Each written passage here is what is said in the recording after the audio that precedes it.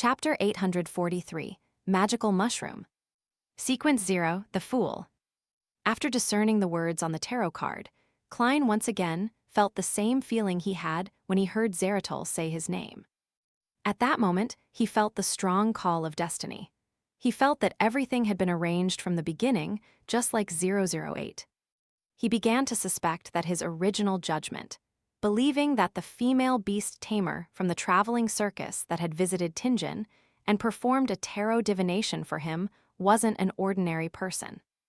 As his thoughts raced, Klein viewed it from another angle and came up with a new idea.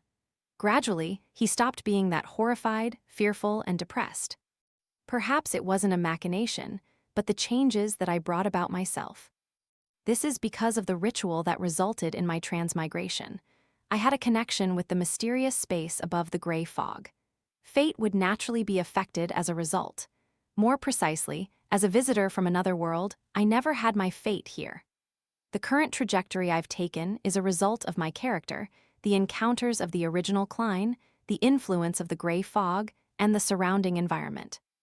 The mysterious space above the gray fog is clearly strongly tied to the seer pathway, and this pathway's sequence 0 is the Fool. When projected into reality and in front of a divination, I'll definitely get the Fool as my card. Similarly, this resulted in me later, using the Fool as my name. Klein's mood calmed down bit by bit, believing that this was the most plausible explanation. Using Occam's razor to eliminate all presently unknown factors, I can still obtain a reasonable explanation. That means that it's quite likely to be the case.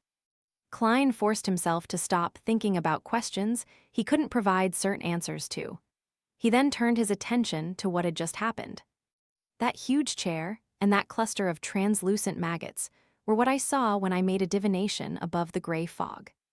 From carefully considering and inferring things from this harrowing scene, it might very well be an angel from the seer pathway, an angel that had lost control and turned into a monster.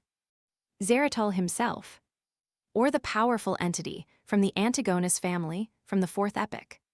If it's the former, that corroborates with Arodes and Will Ossipton. Zeratul is already sequence 1 and has lost control and gone made.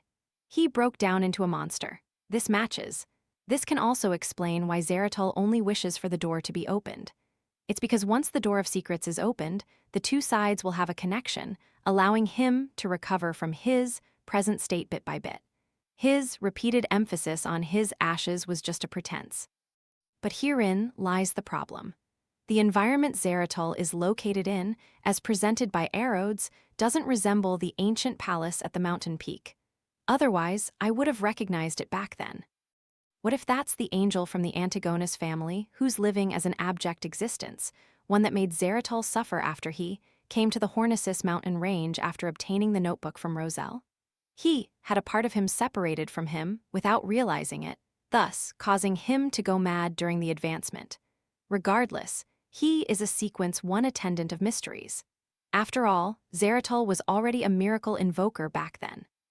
From this angle, Zeratul's goal might very well be the opening of the door, allowing the foggy town's history and fate to become mixed with the outside world, preventing him from being dissociated again. Regardless, that cluster of translucent maggots is probably a sequence 1 that lost control. No wonder the demoness of despair faced a breakdown the moment she saw him. She only managed to struggle a little before being hung up, turning into a marionette that's being hung up to dry. Thankfully, I was lacking in clues back then, and the scenes I saw through divination wasn't clear enough. Otherwise, I would have suffered a terrible blow from witnessing a complete and crazy mythical creature. I would have lost control and mutated.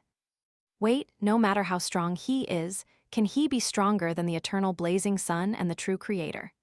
Even if a seer pathway beyonder has a certain resistance against the mysterious space above the gray fog, it would at best make them be at the same level. In other words, as long as I endured the pain, with the prerequisites met, I have one chance of prying on its secrets, and a complete mythical creature's state is mixed in with the relevant knowledge. Who knows, I might be able to get 1 or 2 high-sequence formulas, just like how I obtained the Unshadowed from the eternal blazing sun back then. At this thought, Klein couldn't help but have a scene surface in his mind.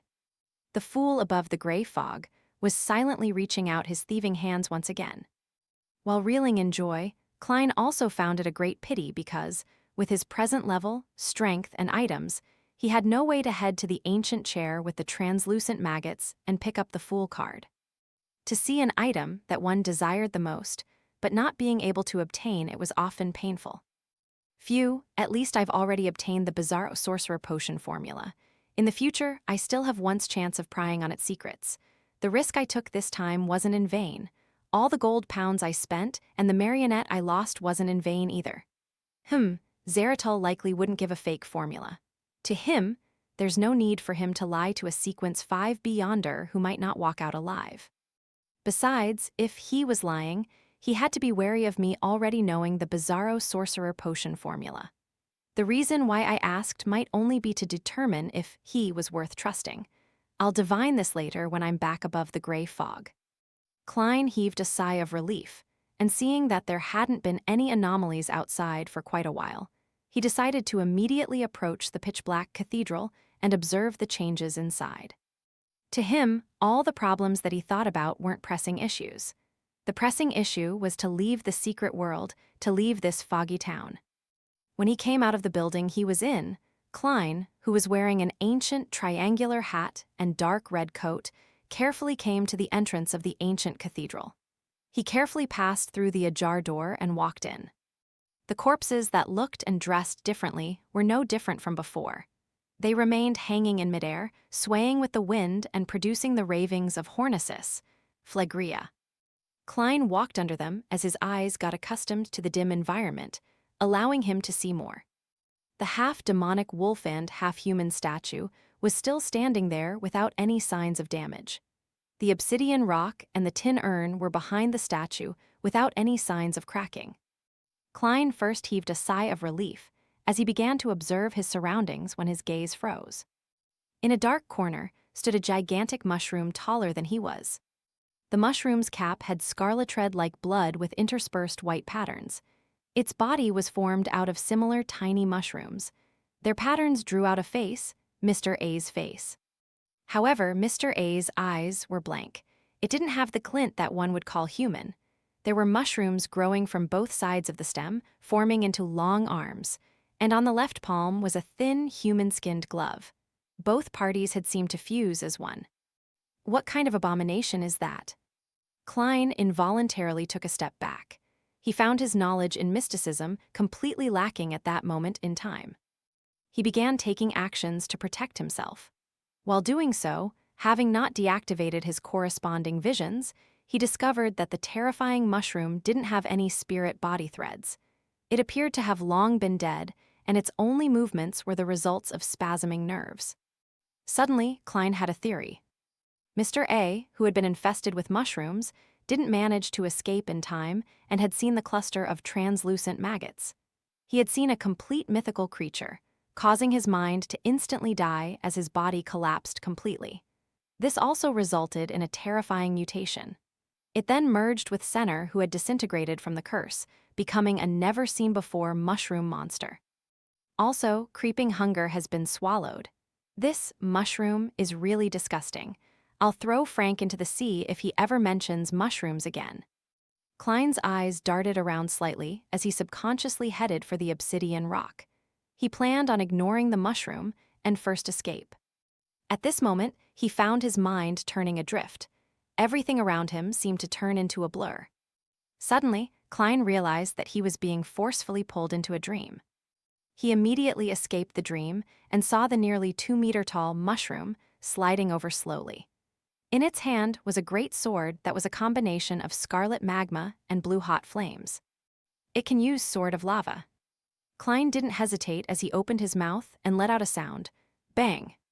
The extremely penetrative air bullet hit the mushroom, who had slowed down due to it being engaged in controlling dreams. The bullet drilled through its cap, tearing open a huge wound. Underneath the wound was human flesh and tiny spores. They quickly squirmed and restored the body. To think that's possible. Klein felt a strong sense of danger as he hurriedly lunged to the side, rolling several times in the process. The mushroom sped up suddenly as the sword of lava in its hand dragged scarlet and blue flames, cleaving down at the spot Klein had been standing at. It caused the floor tiles to rupture as flames scattered. At this moment, Klein snapped his fingers, igniting the tiny mushrooms that formed the monster.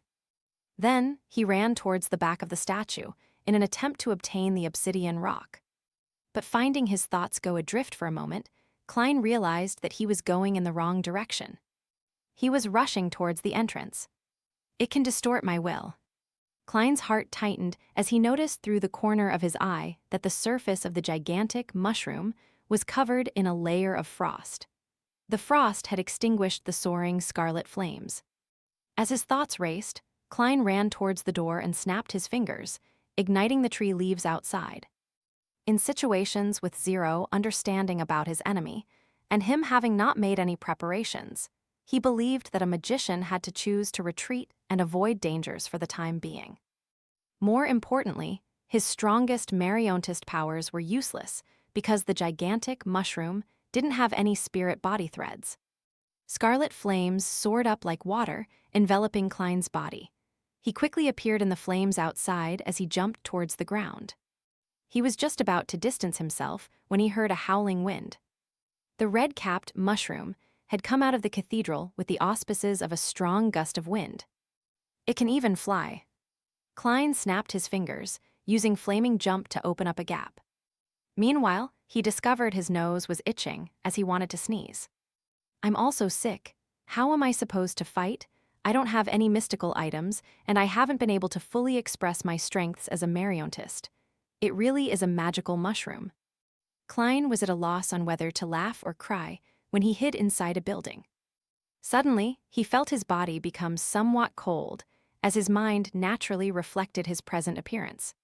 His ancient triangular hat, dark red coat, white pants, and black boots had vanished. All he had on him was a pair of briefs to uphold his last bit of dignity. 30 minutes are up. The spell for summoning Senner from the past has ended.